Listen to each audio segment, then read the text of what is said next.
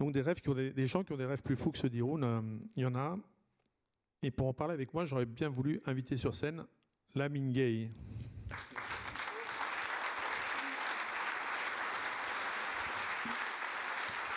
Bonjour, merci beaucoup.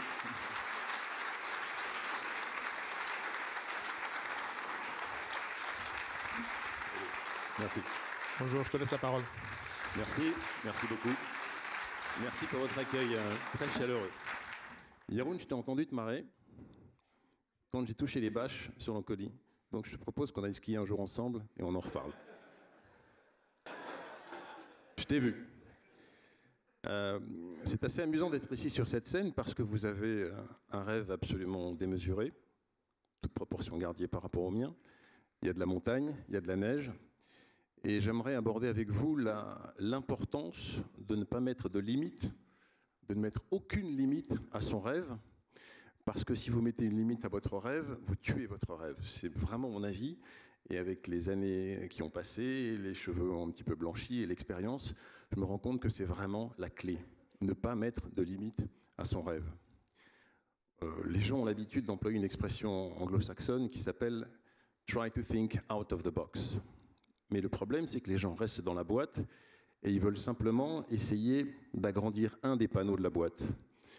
Il y en a un qui veut gagner beaucoup d'argent, alors il va gagner un peu plus d'argent du côté gauche parce que c'est là que l'argent se situe. Il y en a un qui veut être plus célèbre, il va travailler sur sa communication. Il y en a un qui veut tel ou tel aspect. Mais tant que vous restez dans la boîte, ça ne peut pas marcher. Tant que vous mettez des limites, ce qui va se passer, c'est que vous allez simplement agrandir la boîte, mais vous serez toujours dans la boîte. Donc, ce qui a fait que ces images existent aujourd'hui et que j'ai pu vivre cette aventure extraordinaire, c'est quand j'étais adolescent, j'étais passionné de ski et je rêvais. Je rêvais de devenir un grand skieur olympique. Sauf que courir pour le Sénégal, c'est un peu plus compliqué que de courir pour l'Autriche, la Suisse, l'Italie ou la France. Donc, j'étais confronté à deux choix. Soit un choix facile, un petit rêve, soit un rêve sans limite. Vous imaginez bien que je suis allé voir des gens dans le domaine du ski, ils m'ont dit « Écoute, tu aimes la vitesse, tu veux faire de la descente, c'est super. Tu viens l'année prochaine, il y a ce qu'on appelle une fusée, tu vas faire une fois de la descente dans ta vie, et puis tu vas te faire peur et tu seras heureux. » D'accord. Ça, c'était l'option facile. C'était ici. Moi, je voulais aller là-haut, un peu comme vous. Et pour aller là-haut, il faut faire abstraction des complexes, faire abstraction de tous les gens qui vous disent « c'est pas possible, tu n'y arriveras jamais ». Et il faut juste écouter son cœur et ce qu'on a envie de faire. Maintenant, comment passer du rêve à la réalité? C'est un deuxième challenge. Je reste sur le rêve. Lorsque vous vous mettez une limite, quelle qu'elle soit, en reprenant celle-ci, dans votre tête, votre zone de confort ira jusque-là. Tout ce qui sera au-delà, ce sera difficile, ce sera trop pénible et vous n'irez pas. C'est un plafond de verre qu'on se met sur la tête. J'ai décidé de ne pas me mettre de plafond de verre et je me suis dit, il n'y avait rien qui existait, hein, la Fédération sénégalaise de ski, le concept n'existait même pas, et je me suis dit, j'irai aux Jeux Olympiques d'hiver pour le Sénégal.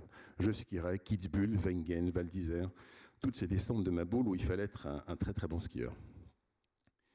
Alors, les gens, ils m'ont pris pour un fou. Bon, je ne suis pas aussi fou qu'Jeroen, mais bon. Ils m'ont vraiment pris pour un dingue parce qu'à l'époque, rien n'existait. Il n'y avait pas de fédération, il n'y avait pas de structure, il n'y avait pas de budget, il n'y avait rien du tout.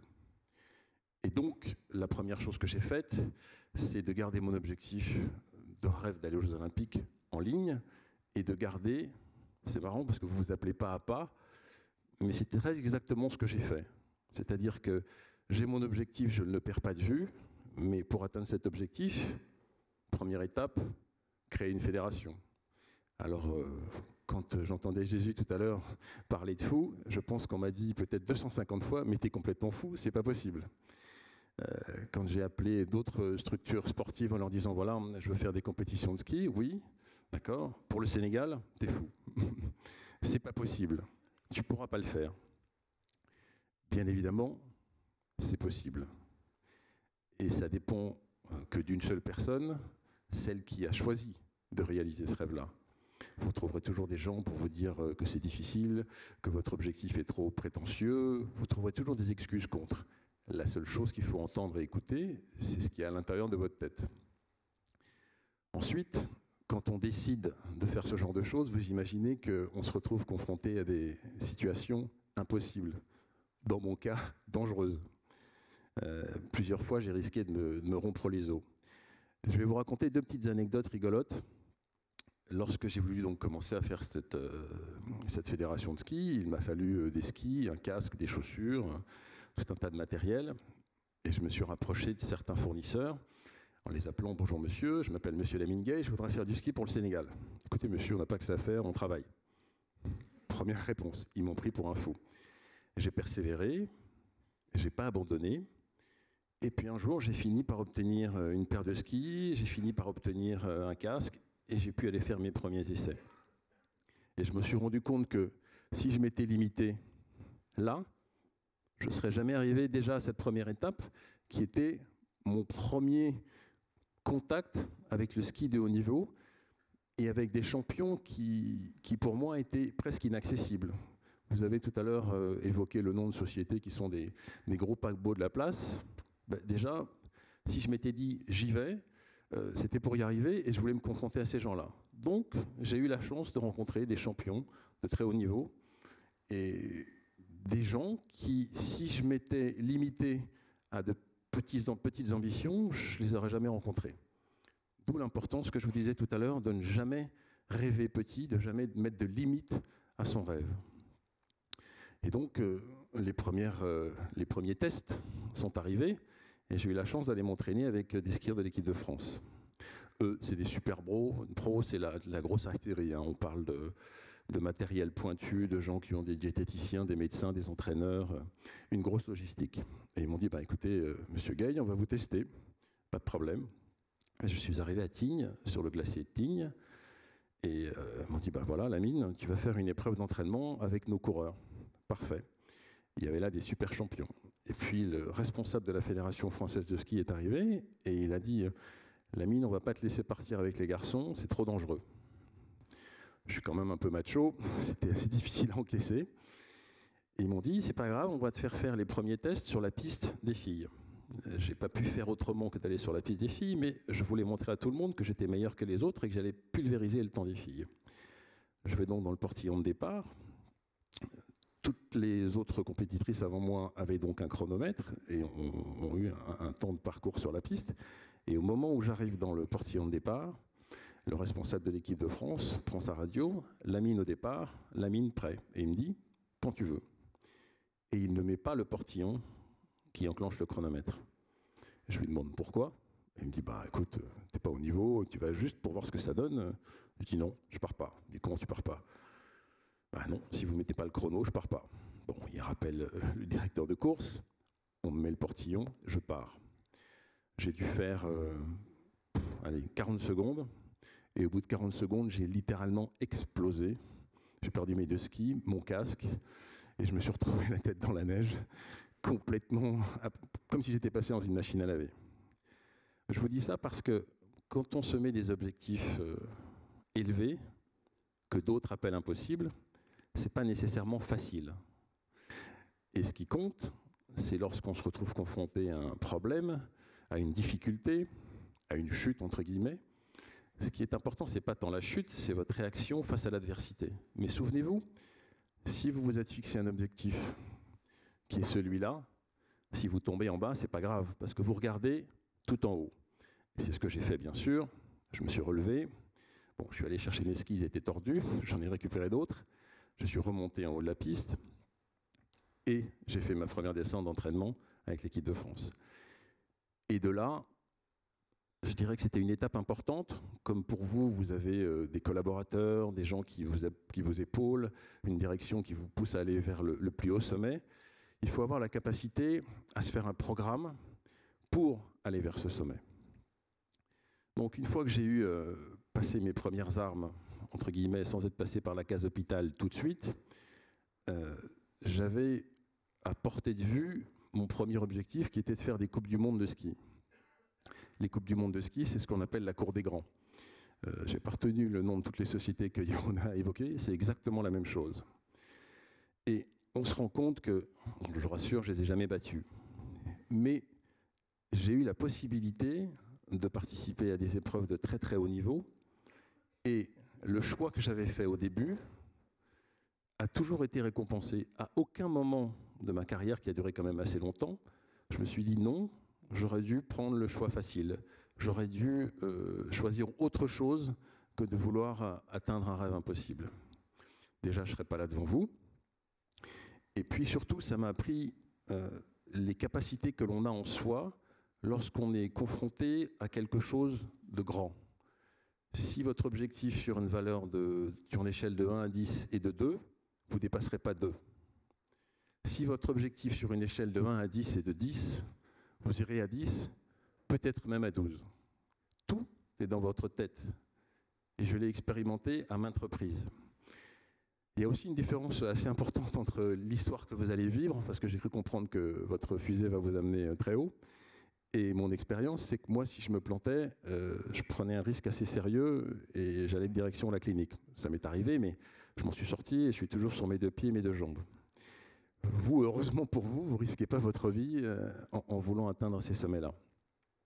Donc, de l'importance de rêver grand, de votre capacité à imaginer le sommet et surtout que les autres n'ont pas les avantages que vous avez, eh bien de cette capacité à imaginer un futur pour vous sans limite, probablement c'est ce qui va déterminer votre réussite ou votre non-réussite. Pourquoi j'ai dit réussite ou non-réussite? Parce que je l'ai dit tout à l'heure, c'est dans votre tête que ça se passe. Et vous avez la chance, que j'ai discuté un petit peu avant de venir ici avec certains de vos collaborateurs, d'être entouré d'une équipe extraordinaire et de gens qui veulent aller de l'avant.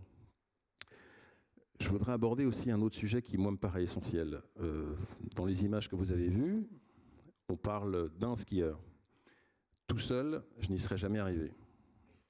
Il a fallu que je m'appuie sur l'aide d'amis, de sociétés, d'organismes sportifs et sur des êtres humains.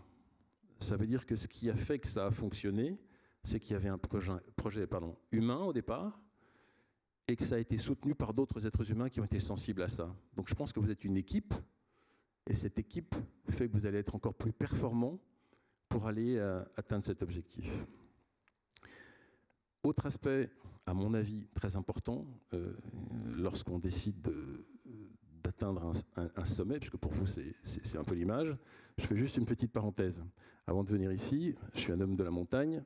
Quand j'ai vu Jeroen arriver en cordée et la montagne, je dis qu'il avait quand même bien choisi son sujet.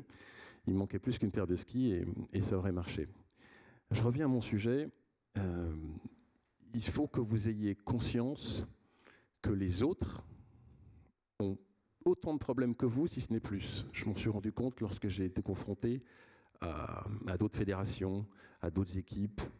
Et par exemple, lorsque je me suis attaqué au Comité international olympique, la chose la plus importante que je retiens de l'expérience qui a été la mienne et de ma capacité à avoir choisi de rêver sans limite, c'est que cette capacité qui m'a été utile et qui m'a servi une première fois pour créer ma fédération de ski, elle m'a servi dans tous les autres domaines de mon existence, que ce soit professionnel, je dirais pas amoureuse parce que c'est un truc particulier, pas de remarque, merci, mais elle m'a servi dans tous les autres domaines.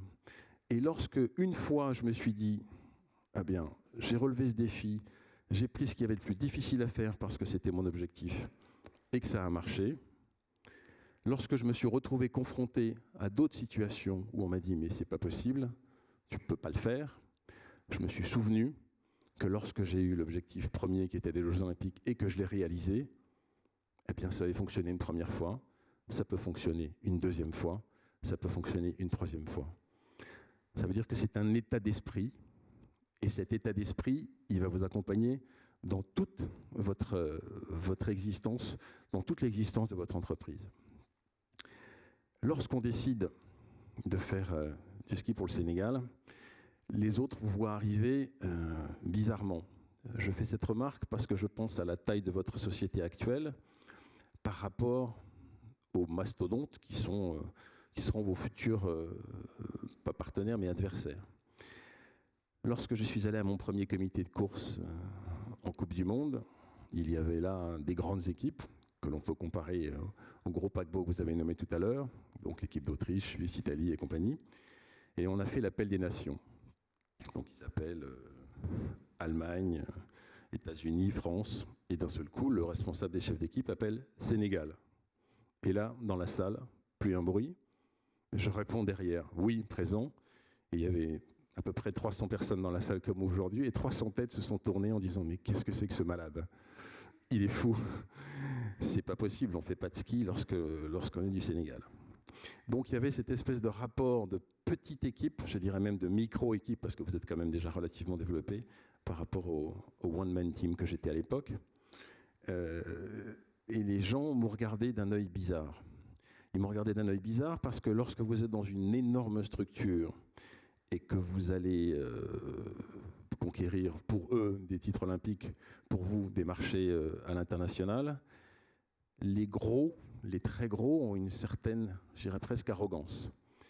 Et lorsque l'on est un peu plus petit, on a cette espèce de force intérieure qui fait que c'est possible et qu'on a envie, entre guillemets, de les croquer. Alors moi, j'ai pas eu de médaille d'or, mais j'ai quand même eu la chance de faire 3 Jeux olympiques et 5 championnats du monde. Et puis, il s'est passé une chose intéressante dans le rapport entre ces grosses structures et la microstructure qui était la mienne. Bien que je ne gagne pas, lorsqu'ils ont vu que je me suis engagé sur les pistes les plus difficiles, que j'ai pris les risques beaucoup plus grands qu'eux parce que j'ai pris les mêmes pistes mais avec moins de technique, moins d'expérience de ski dans les jambes, j'ai gagné leur respect. Et je pense que dans votre configuration, j'ai aucun doute sur le fait que vous allez devenir les premiers, mais dans votre tête, cette décision, elle se prend maintenant. Pas quand vous serez juste en passe de passer devant le numéro 1. Elle se prend maintenant parce que c'est maintenant que dans votre tête, vous allez vous dire « je vais y arriver, c'est possible et c'est uniquement de moi que ça dépend ». Donc avec le recul, j'aurais bien évidemment voulu être champion olympique, j'aurais voulu gagner des médailles d'or. À l'impossible, nul n'est tenu, mais quand je fais un petit retour arrière et que je pense à l'adolescent que j'avais qui, à 17 ans, a dit « un jour, j'irai aux Jeux olympiques en ski alpin, en descente qui plus est, qui est la discipline la plus dangereuse, pour le Sénégal », je ne me suis pas demandé, je ne me suis même pas demandé d'ailleurs si c'est possible ou si ce n'est pas possible. Et je pense qu'il ne faut pas se poser cette question-là. Je pense qu'il faut écouter son envie et il faut mettre tous les moyens, toutes les ressources à sa disposition. Dans ces ressources, la première ressource, c'est vous. C'est ce que vous avez à l'intérieur de votre personne, de votre être, et c'est ça qui va faire la différence. Et quand vous multipliez ces ressources par 300, par une équipe dirigeante apparemment compétente, bon, il y en a certains qui ont des accents bizarres, mais nul n'est parfait. Eh bien, lorsque vous multipliez ces compétences par 300, par l'outil qui est à votre disposition, vous vous rendrez compte que cet objectif est possible. Et je répète encore, cet objectif dépend de vous. Donc, je pense que dans pas très longtemps, je crois que pour vous, ça va prendre un certain nombre d'années, d'après ce que j'ai cru comprendre, mais dans pas très longtemps, vous allez vous dire, tiens, on est parti, comme le disait tout à l'heure Jésus, du camp de base.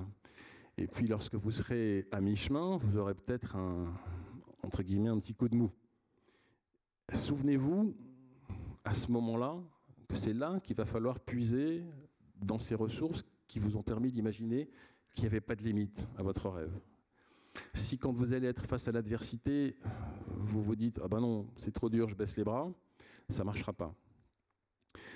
Je vais vous raconter une autre petite histoire. Un jour, j'étais à 1 mois et demi des Jeux Olympiques et j'ai fait une très grosse chute. Luxation de l'épaule. Je vais voir le médecin. Et je dis au médecin, voilà, je me suis luxé l'épaule. Qu'est-ce qu'on peut faire?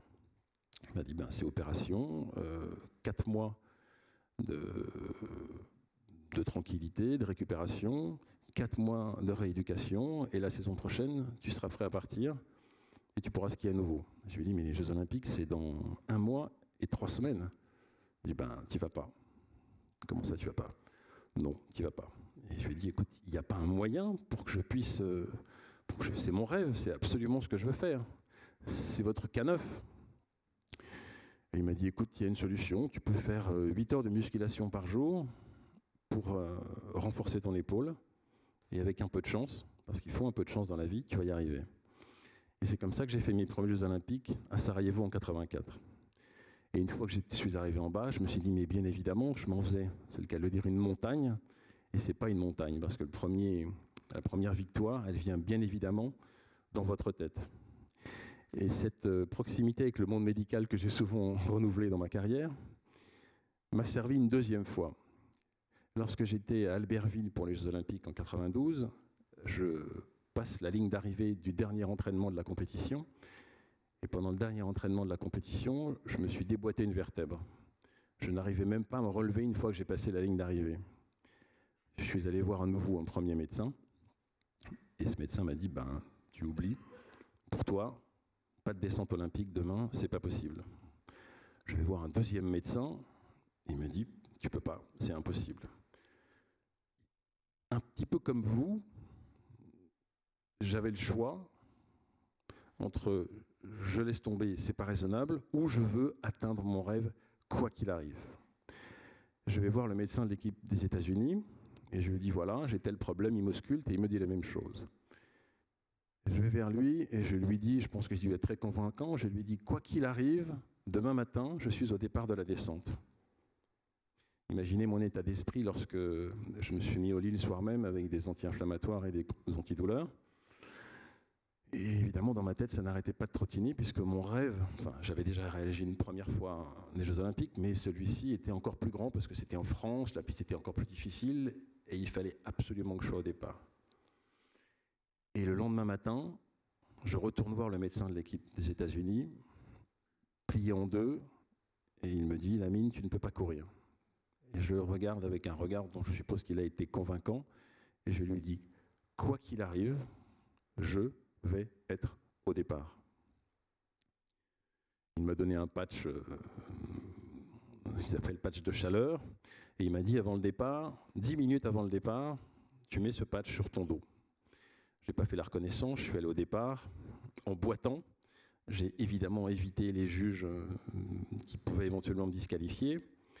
Et 10 minutes avant le départ, j'ai mis le patch sur mon dos. Les 5 premières minutes, il ne s'est rien passé. Et au bout de 6-7 minutes, une certaine chaleur a commencé à se dégager. Au bout de 10 minutes, la douleur était telle que la douleur provoquée par la brûlure du patch était supérieure à la douleur que me provoquait ma vertèbre déplacée. Et les images que vous avez vues, donc Jeroen, là où tu t'es marré, c'est avec une vertèbre déplacée et déboîtée. Donc si tu veux qu'on fasse le challenge, il faudra qu'on trouve les mêmes conditions. Là, la question que je me suis posée après coup, qu'est-ce qui m'a poussé, lorsque j'étais pour mes premiers Jeux Olympiques, à faire ces 3 semaines de rééducation, lorsque j'étais au départ à Albertville, à trouver cette solution quoi qu'il arrive et à courir quoi qu'il arrive, qu'est-ce qui m'a poussé à aller jusque-là? Et je me suis rendu compte que cette force, cet élan qui a été le mien, je ne le devais qu'à une seule chose, au choix que j'avais fait quand j'ai eu 17 ans, de fixer mon objectif le plus haut possible. Je vous ai parlé tout à l'heure de zones de confort et de zones de douleur. Si je m'étais dit, je vais jusque-là, j'aurais jamais supporté la douleur qui m'emmenait au-dessus. Jamais. Donc, je pense que le monde des affaires, le monde de l'entreprise et le monde du sport de haut niveau sont assez proches. Mais essayez de vous souvenir de ça lorsque ça va être difficile ou lorsque vous serez amené à faire des choix importants. La chose qui va faire la différence, c'est au moment où vous allez décider d'aller vers le plus haut et vers le plus difficile. Voilà, il y a Jésus qui s'agite, j'ai cru comprendre que il ne faut pas que je vous accapare trop longtemps. C'était un plaisir, je voulais vous dire également que je trouve ça superbe au niveau des sociétés et au niveau humain de justement ne pas se fixer des objectifs faciles et d'aller vers le plus haut. Merci encore.